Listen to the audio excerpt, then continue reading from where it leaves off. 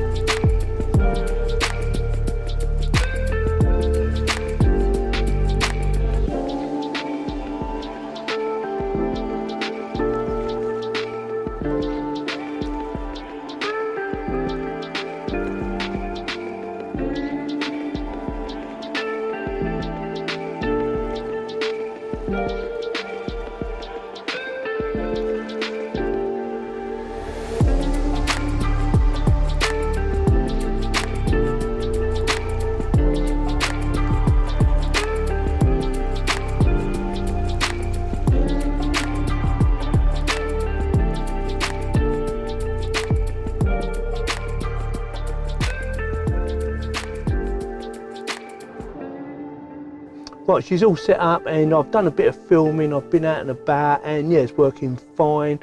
I'm just going to go through some of the settings on the actual display itself. I'm going to go through that, but before I do that, I just want to tell you about the little camera. This is adjustable, the camera on the front. You can go up, down, left and right, so you can get it just right. I have got a bit of darkness here, this little fade in here, which is part of the window screen. It does pick up a little bit, but it's nothing to worry about. Well, not for me. You can still see everything in front of you. And the screen, this screen here, it has a screensaver mode on. You can either leave it turned off, so when you turn it on, it will come up, start up, and then completely just shut down again. But it will still be recording, and it will look just like a mirror, like it is now, which I thought was really good. So you can actually use it as a mirror, or you can actually have it set up so that you can use it as like a reversing camera, so you can see everything that's going on behind you, like you're watching the video, you know, like in the reversing mode. Or you can even do dual split screen. I'm going to be showing you that right now. So first of all, I've got to turn the ignition on. Couple of things to point out. It is a bit noisy starting up. That is quite noisy. I haven't found a setting on how to turn that off. Whether you can or not, I don't know. I couldn't see one. There's a couple of ways you can go to the menu settings. You can either click on the cog and it will come up on the right hand side, or if you click on home, it will come up like this. Either one works for me. They work just as well. I have found one bug in there, and I did contact them, so I found a bug, and they assure me it's going to be fixed. They're doing software updates for it, and it's to do with the clock. When you go and set the clock up, which is there, the date and the time, one of them's not moving for me. This one here. All the others move. I'm not going to do them because I'll set them all up. So this one is not moving. They said it doesn't do it on all of them, but obviously it's a software bug because the touchscreen works everywhere else except for on that bit there. So even if I have it on this mode, I can still touch that bit and it will still move. So it's just a software bug, and they assure me it's going to be sorted out. I needed to point that out to you before we carry on, because if you buy it and you say, oh, the clock's not moving, I can't set part of the clock. That is all it is. There's a little bug in there, but there is a way around it, and that is just wait to get that time, then set it up on that time, which which is what I've done. So like I said, there's quite a few little options. There's dual screen, and if you want to change it, you can just press up here, and that is the camera in front of me. There's that little dark patch, which is this here. Like I said, it's not a deal breaker. You can move it about a bit. This lens or this camera is quite flexible in moving it about, but I wanted to point that out to you, that I've got this dark patch here, so it might not suit everyone, but there are ways around it, and yeah, it's filming all right, so I haven't got an issue with it. If you want to change that again, you just press up there again, and that's reversing. So that's looking behind me, so you can use it as a mirror like that, or when the screensaver comes on, it will just go off. Yeah, I've set it for 1:20 or 1 minute 20 at the moment. I'm going to quickly go through some of the settings right now. So settings, and it is, you have auto shutdown, which is that button there. So mine is set for 3 minutes, and auto shutdown I'm going to change to 1 minute. I've done it for 3 minutes because I wanted to show you some of the settings I'm going through, but 1 minute seems long enough for me. And then the screensaver, so it's on 120, got 60/30, or turn it off completely, and it will just stay on all the time. I like it to go off, so I normally set for 60, but ideally I probably want 30 seconds. And like I said, you got, so screensaver, you got auto shutdown. I did have it on 3 minutes, and that's too long. And when you lock the car up and that, you don't want it to stand on that long. So 1 minute looks ideal. Then you've got frequency, and you get 50 hertz or 60 hertz. Beep sound, I've turned the beep sound off because I found it quite noisy, and I thought it's a little bit annoying, you know. So once I set it all up, it's quite easy to do, and you can see it's moving. So then languages, mine's set to English.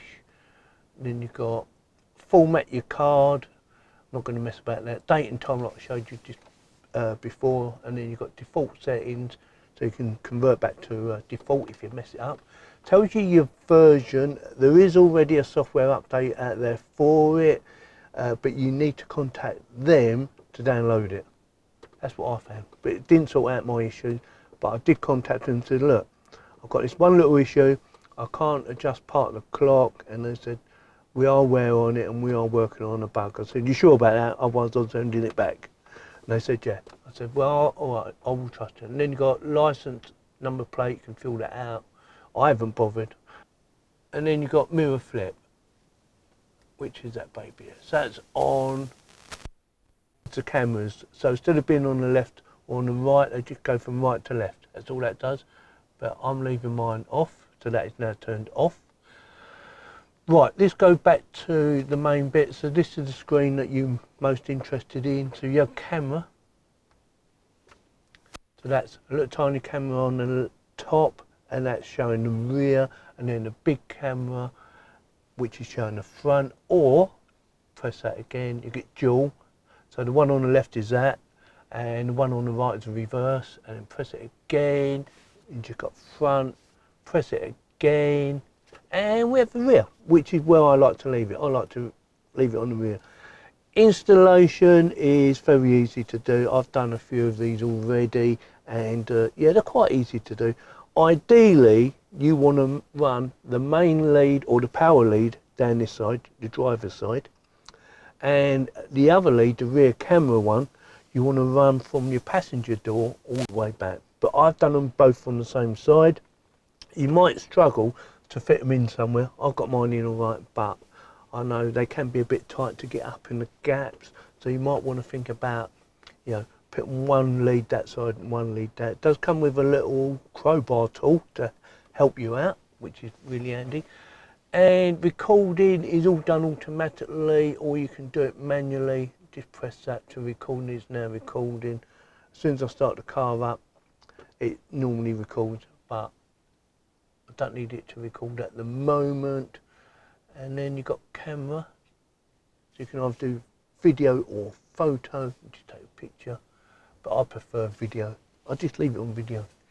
So that is it, basically. What I'm going to do now is I'm going to show you some video and tell you what I think of it, and you know, you can tell me what you think of it.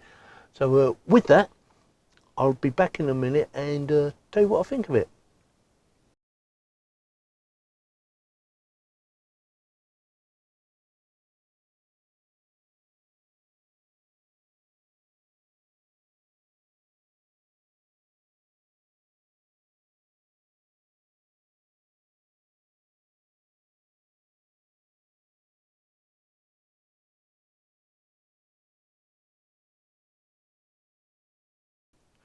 Right, I thought the video quality day and night was pretty good. I wasn't expecting it to be fantastic, but it's good enough. Don't forget, this is a 1080p, it's not a 4K camera, but picture quality I thought was really good, easy to use. This might not suit everyone. I've got this black bar up here, but it's not interfering with anything I can see in front of me, so I'm very happy with it. There's loads of different options for setting up how you want it, whether you want two displays, one display, whether you want it on permanently or not. I like it to turn itself off and use it as a mirror, knowing it's still recording in the background. And you know, people are not going to see that you've got a camera there. Well, hopefully that's how it is. It fits on there quite easy. I didn't have no installation issues whatsoever. These little rubber bands, I thought they were going to snap, but they don't. And you do get spare ones, luckily, just in case you do break them. But I didn't break it, so I was quite pleased about that. For the amount of money you pay, I think it's well worth it. Definitely does the job. It was easy for me to install, and yeah, it works. Yeah, I'm very pleased with it. Definitely gets my thumbs up, and with that, if you like this video, give me the thumbs up. If you didn't, give me the thumbs down, and please subscribe. It's free. Doesn't cost you any money to join, and it helps the channel out. Thank you very much for watching.